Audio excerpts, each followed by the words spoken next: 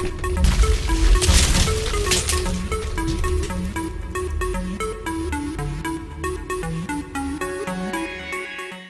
Students, जैसा कि मैंने पिछली वीडियो में प्रोबेबिलिटी के बारे में बेसिक कॉन्सेप्ट बताया था कि प्रोबेबिलिटी के बारे में क्या क्या बातें हो सकती हैं, प्रोबेबिलिटी का कॉन्सेप्ट क्या होता है, उसी बात को आगे बढ़ाते हुए आज मैं एनसीईआरटी क्लास 10th के कुछ कॉन्सेप्ट बताने वाला हूं, जिसमें लिखा हुआ है कि कंप्लीट द फॉलोइंग स्टेटमेंट्स, यानी कि कुछ स्टेटमेंट्स हैं अधूरे हैं, ये स्टेटमेंट्स को कंप्लीट करना है।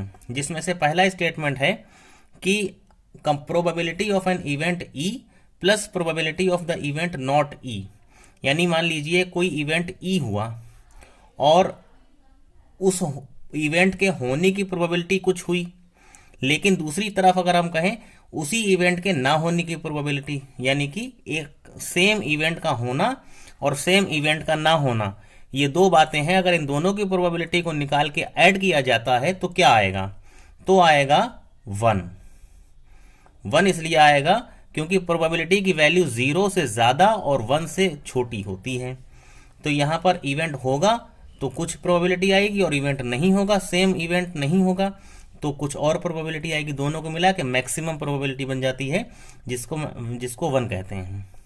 तो ये फिल इन द ब्लैंक में पहला ब्लैंक हो चुका है जिसमें 1 आएगा, जिससे पता चलेगा कि प्रोबेबिलिटी इवेंट होना और प्रोबेबिलिटी इवेंट ना होना 1।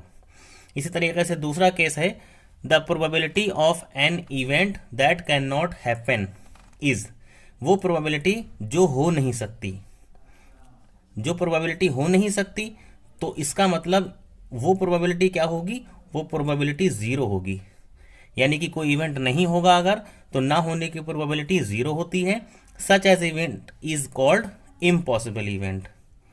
इस तरीके के इवेंट को बोलते हैं इम्पॉसिबल इवेंट, यानी कि इम्पॉसिबल इवेंट यानी इसको होना पॉसिबल नहीं है, इसीलिए इसकी वैल्यू आती है 0।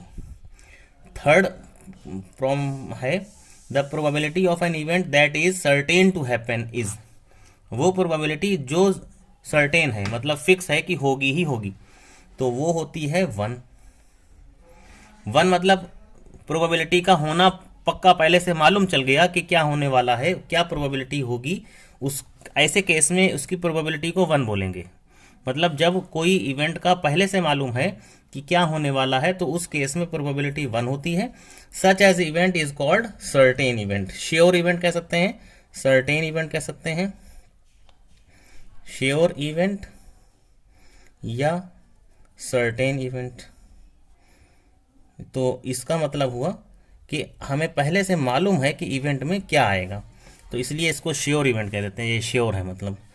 उसके बाद आता है फोर्थ पार्ट है the sum of the probabilities of all the elementary events of an experiment is, यानी कि कोई इवेंट है कई तरीकों से हुआ, लेकिन जब सारे इवेंट हो चुके तो उन सारे इवेंट की अलग अलग प्रोबेबिलिटीज निकाल के अगर उन सारी प्रोबेबिलिटीज को जोड़ दिया जाए तो रिजल्ट क्या आएगा? तो वो रिजल्ट आएगा 1। ये भी समझ लीजिए 1 कैसे आएगा कि एक इवेंट हुआ, दूसरा हुआ, तीसरा हुआ, चौथा हुआ, पांचवा हुआ, कई सारे इवेंट हुए और सारे मिला के जितने इवेंट हो सकते थे सारे हो गए और उन सब की प्रोबेबिलिटीज निकाल दी गई। उन सारी प्रोबेबिलिटीज को जब ऐड किया जाएगा तो 1 आ जाएगा। ये एक नेक्स्ट पॉइंट था। इसके बाद लास्ट है the probability of an event is greater than और इक्वल टू, ये बताया है मैंने अभी कि प्रोबेबिलिटी की वैल्यू 0 से ज्यादा या 0 के बराबर, एंड लेस देन और इक्वल टू 1 या 1 से कम, यानी कि प्रोबेबिलिटी की वैल्यू 0 से तो ज्यादा होती है और 1 से कम होती है। ज्यादा से ज्यादा 1 हो सकती है, कम से कम 0 हो सकती है या उसके बीच में हो सकती है। उसके अलावा ना तो 0 से कम होगी मतलब माइनस की होगी, ना तो 1 से ज्यादा होगी मतलब 1 पॉइंट समथिंग या 2 पॉइंट समथिंग, ये भी नहीं होगी। तो प्रोबेबिलिटी जो है 1 या 1 से कम, 0 या 0 से ज्यादा होती है। तो इस तरीके से ये कुछ प्रॉब्लम्स थी। ये प्रॉब्लम्स एनसीईआरटी की बुक में क्लास 10th की चैप्टर जो 15 है उसमें है ये, तो आप उस बुक से देख सकते हैं और यहाँ समझ लिया आपने। कोई प्रॉब्लम हो तो मुझसे कंसल्ट कर सकते हैं। ठीक है, थैंक यू।